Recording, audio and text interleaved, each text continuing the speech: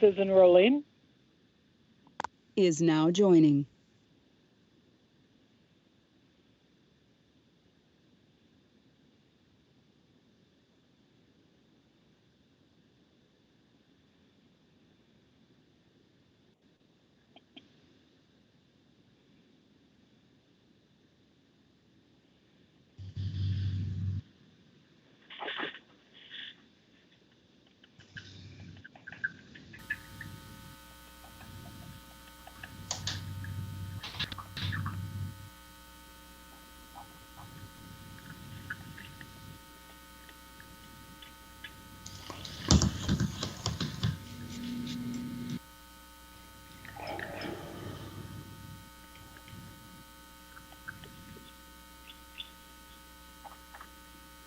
Okay. I'd like to call this meeting to order. It's the Committee of the Whole of the City of Merritt on April 27th, 2021. And I need a mover and a seconder for the minutes of the Committee of the Whole meeting held on April 10th, 2021 to be adopted. Echart White. And we'll move right into our delegation, the Gateway 286 project. Yes. Oh, any errors or omissions? All in favor? Opposed? None? Carried. Sorry, I was so anxious to hear this presentation. Now we can go on to the presentation. So for it's True Consulting to present for Spayum. Spayum? Spayum? Spayum, I think.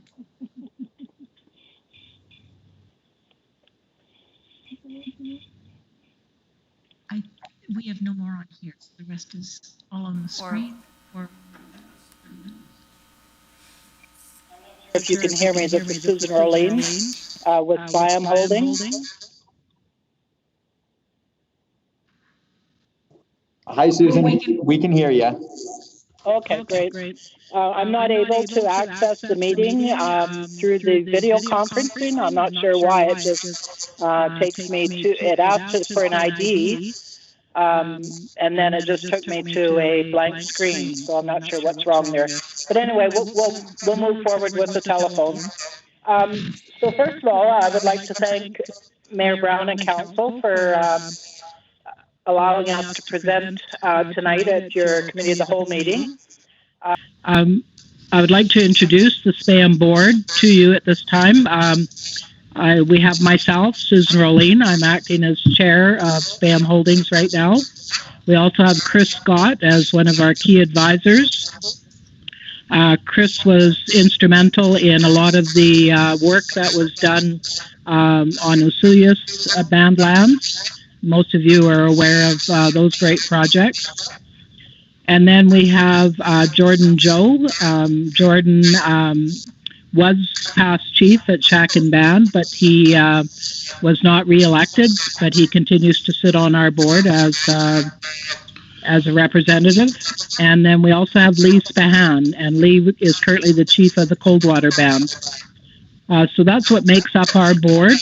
We operate under direction from the 5 Nicola Valley Band chiefs, and we are conducting business in order to move a couple of big projects along, as well as oversee some of the other holdings the band has within the City of Merritt limits. So a couple things we've got on the go. Right now, we have the 286 lands at exit 286. Was just recently transferred over to Spayum from the Crown. That transfer took place on March the 19th. So we're just in the process right now of what they call downboarding. So where the building is actually transferred to us from the province. We're also in the final stages of the decision process for our recent CORP grant application. And that grant was submitted in order to help us continue or complete the services to exit 286. So I believe now we have Renee Merrifield from Troika, who's going to present on her company's involvement in the 286 project. Thank you so much, Susan, and nice to meet you all, Mayor and Council. Unfortunately, I can't quite see all of you in terms of your presence on the screen, but as you're all masked anyway, I'll have to meet you one day in person. I also want to just give some brief introductions here as well. I have my business partner, Rich Threlfel, who's also on the screen, and Rich is over there waving. I don't know if you guys can see him. You might need to speak, Rich, in order to be seen, but hopefully. And then I also have Satvir Pensar, and Satvir is with PR Petroleum and Canco, and he is also one of our partners with Troika. So Satvir is also on the call here tonight, just to make sure that if we have any questions or comments, etc. Hi, guys. So just to give you guys a little bit of a background, Troika is a progressive, future-focused land and real estate development company. We are founded in Kelowna back in 2000, and since that time we have built a vast number of projects, and this is one that is very dear to our heart. We are a company that was founded on relationships, and this commitment of trust is really important to us. And it's this very commitment to relationships and to trust that fueled our relationship with both PR, and which is Canco as well as with Spayum. And we're really excited about showing this to you tonight.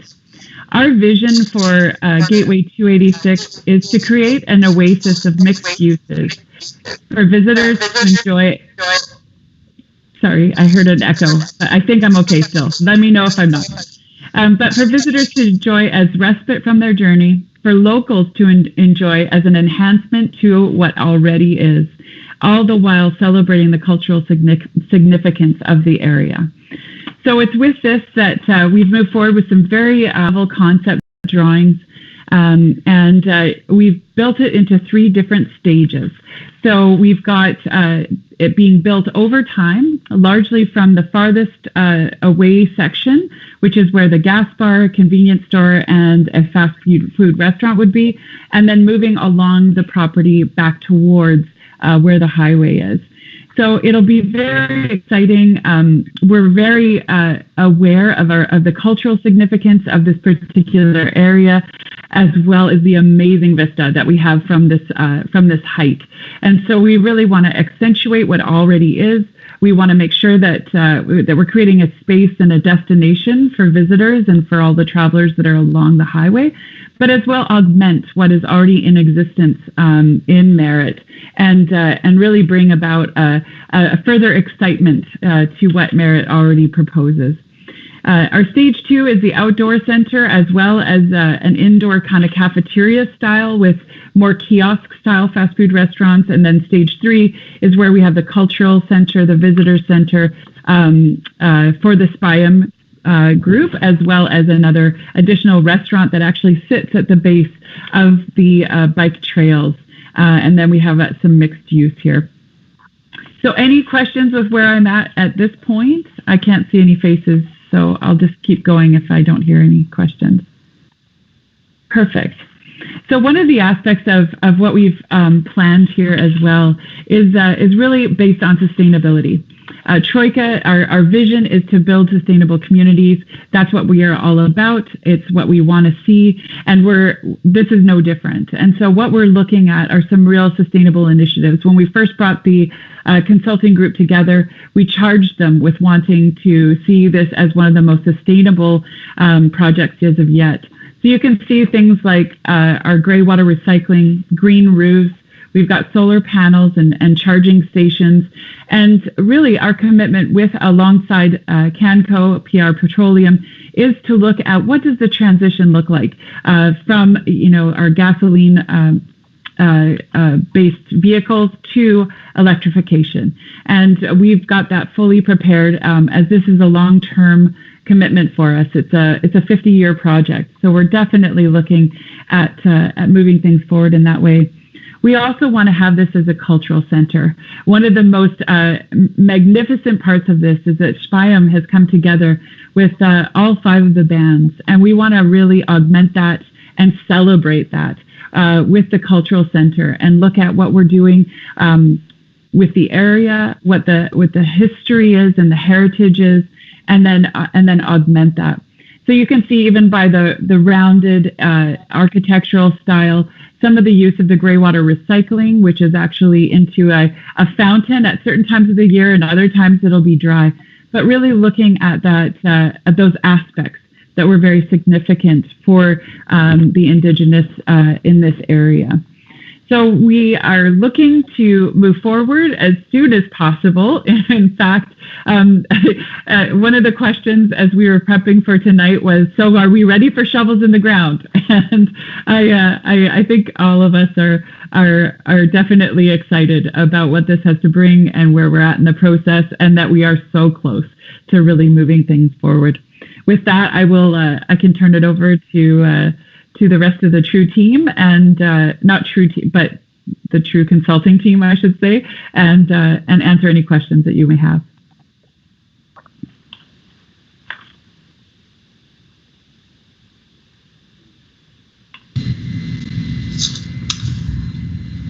Okay, thank you, Renee. My name is Natalie. I'm from True Consulting.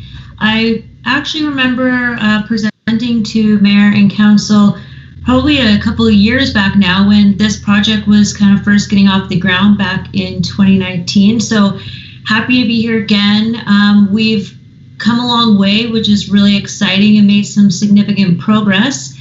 And so it's great to be here with you today and kind of get you up to speed on where the project is and what our next steps are. I will kind of present to the site servicing side of things, which can be a little bit dry at times, but I'll just kind of give you a quick summary. As you all know, we've recently applied for we've submitted a local area service petition because we want to create a service area over in that sector. As you know, there currently isn't potable water and sanitary sewer connection from the city, so that's something we've been working quite a while on, kind of developing partnerships with the neighboring developer, looking for federal and provincial grant funding to help assist with bringing this infrastructure over. And we're kind of getting over a lot of hurdles and getting to that point now. So you can kind of see a schematic here of the sanitary sewer connection, which is in red, and then the potable water supply, which is in blue. So for the potable water supply, our proposal is to connect to the current existing southeast reservoir, and we would be building a new reservoir at a higher elevation, and that would service our site as well as the Palomino development. And then, there's going to be a booster station, some pressure reducing valve stations, but that's generally the overview of how it would work, and it would service our site for this initial phase as well as future development phases that we hopefully get into. And then for the sanitary sewer, we are proposing to connect from our site over to Clapperton Avenue, so you can kind of see the routing there. And this is kind of just the high level. We've been working with the engineering and planning department quite closely on progressing this, and we'll keep you up to date as we move along. And then another thing we just wanted to touch on and kind of give you an overview was how we plan to access the site from Highway 97, or I guess the 5A and 5 interchange. So you can kind of see here, we completed a traffic study probably a year ago, and then submitted that to the Ministry of Transportation. That was kind of a key part in figuring out what our parcel would look like, and the ministry could kind of get an understanding of when they might need to upgrade that interchange down the road 20, 30 years. So that work was all kind of done, and here you can see the entrance isn't too radically different. We will be building a frontage road that has sidewalks, a bike path, and basically can support the proposed development that Troika is showing, as well as our other commercial development cells that we will hopefully be working on later. And yeah, it's just kind of pedestrian friendly and can accommodate the traffic flows that we anticipate. And then I guess the other side of things outside of engineering is planning. And so we have Gary Malenka. He's our professional planner at True, and he can walk you through kind of those details. So unless there are any questions, I will pass it on to Gary at this time.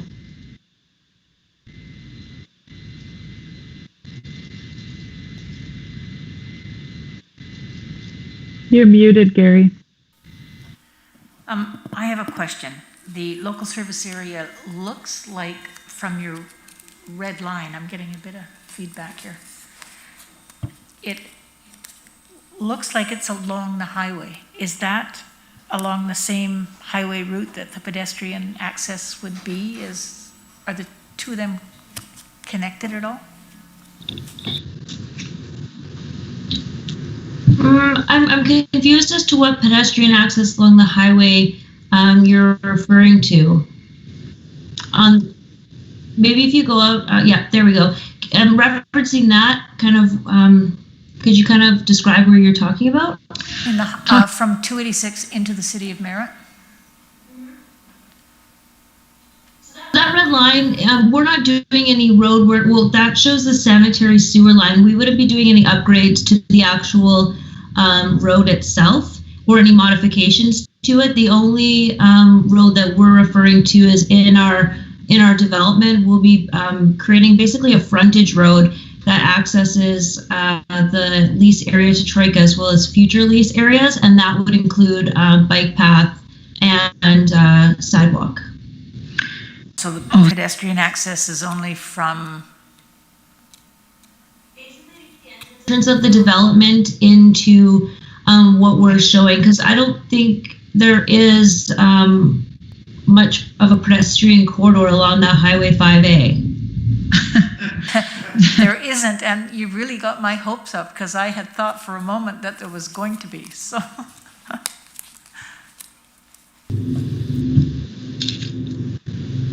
Thank you.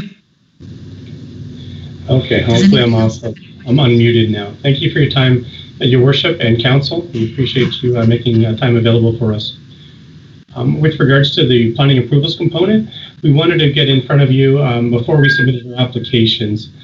So again, thank you for allowing us to be in front and presenting our proposal and touching on some of the other applications and components that have come before you and others that will come before you in the weeks and months to come. With respect to the planning component, we will be submitting an official community plan and a zoning bylaw amendment applications in the month, so in the month of May. With that, we'll be seeking what's referred to as a comprehensive development zone, or site-specific zone for the site, which essentially we are proposing, suggesting it be broken into 3 cells.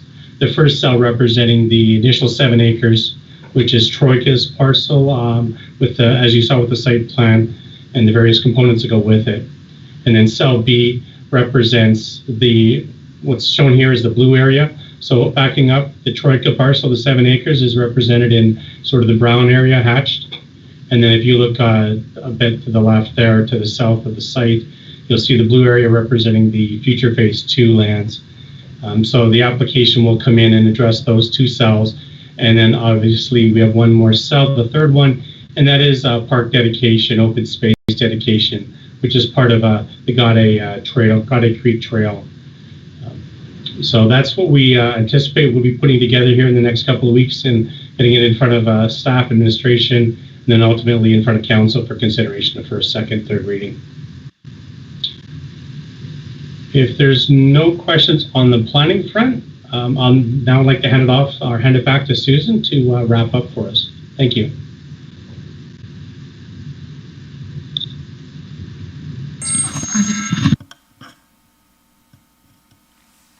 Are there any questions? And Councillor Fair, you had one from previously? Thank you. I believe I heard that plans are to connect to the southeast reservoir for water, and I think I heard building a new reservoir as well. So I'm wondering if there's a location you have in mind for that, or how would that look? Yeah, we've kind of done an analysis of the pressure zones that we're trying to create here. We've sited the reservoir over on the Palomino property. You can kind of see this, I guess, on the right side of the sheet. There's kind of a little light blue circle, and that's where we are showing the reservoir. So we basically pump the water up to this new reservoir and then have a distribution line coming down. Okay, thank you.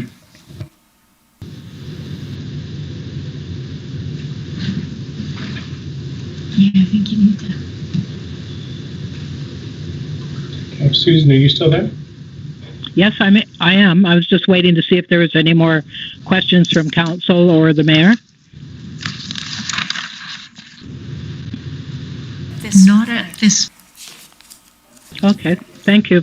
So on behalf of Spayum, I would like to thank council for their support of the recent ALR exclusion. That'll help us greatly in moving this project forward. Spayum also extends appreciation to council for giving the first 3 readings to the loan authorization bylaw. Again, that will help greatly moving the project forward with the servicing to the site. We also look forward to council's continued support when the OCP and rezoning applications come before you later this spring.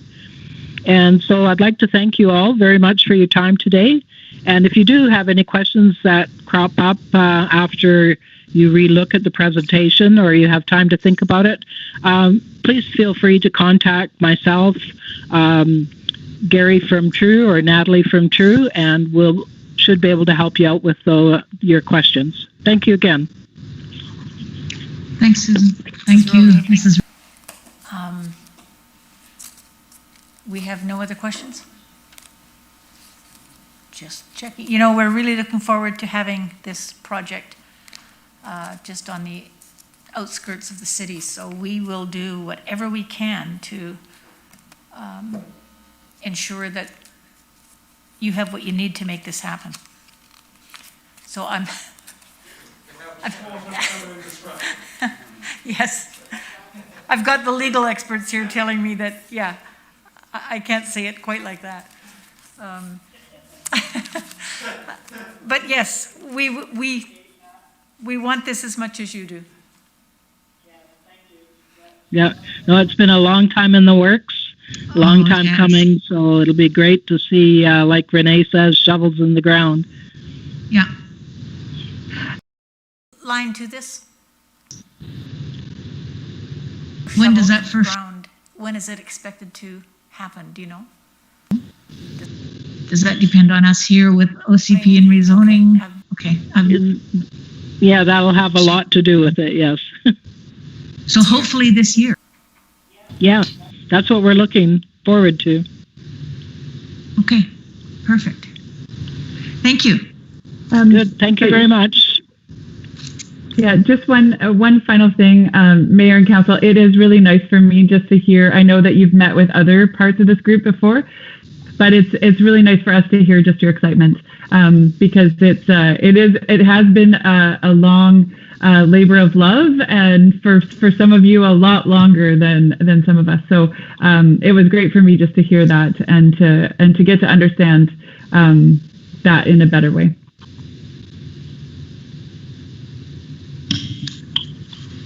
We look forward to this project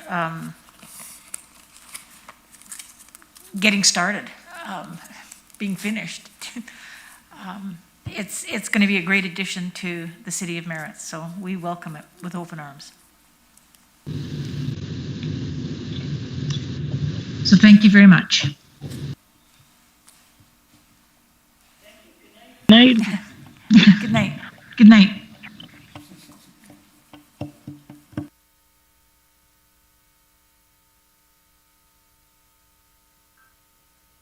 Susan Rolene. is now exiting.